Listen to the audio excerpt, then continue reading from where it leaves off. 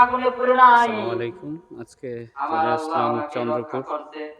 গোটা খুব দুনিয়ার সুন্দর একটা মানুষ মিলে মসজিদ। আমাকে পুড়াইতে চাইছো, এই পারো মসজিদে নাই। নামাজ কারণ পড়তে আসলে আমার আপনার মালিক যে কারো ভালো ক্ষতির লাগবে কোনো ইচ্ছা এবং আমার করে মসজিদটা দেখে নাই। মন ভরে যাবে আপনার। وإن দেখেন اجتمعوا চারপাশটা على أن মসজিদে। يضروك بشيء لم يضروك إلا بشيء قد كتب الله عليك। এই কথাই তো আল্লাহর হাবিব সাল্লাল্লাহু আলাইহি ওয়াসাল্লাম বলেছেন।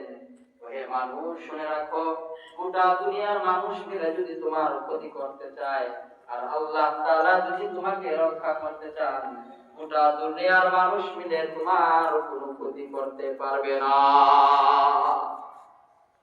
ইব্রাহিম আলাইহিস সালাম আল্লাহ তাআলা রক্ষা করলেন।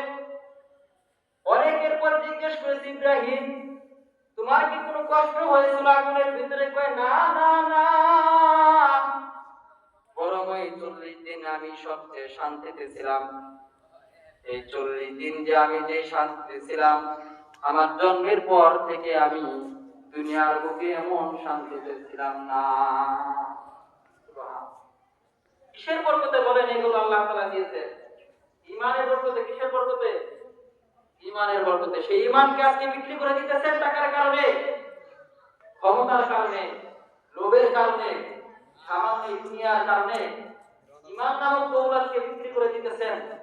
ঈমানের যে দাম, 2 টাকা দিয়ে ওই দাম কিনা যাবে বলেন? জাররা থেকে জাররা পরিমাণ ঈমান নিয়ে যদি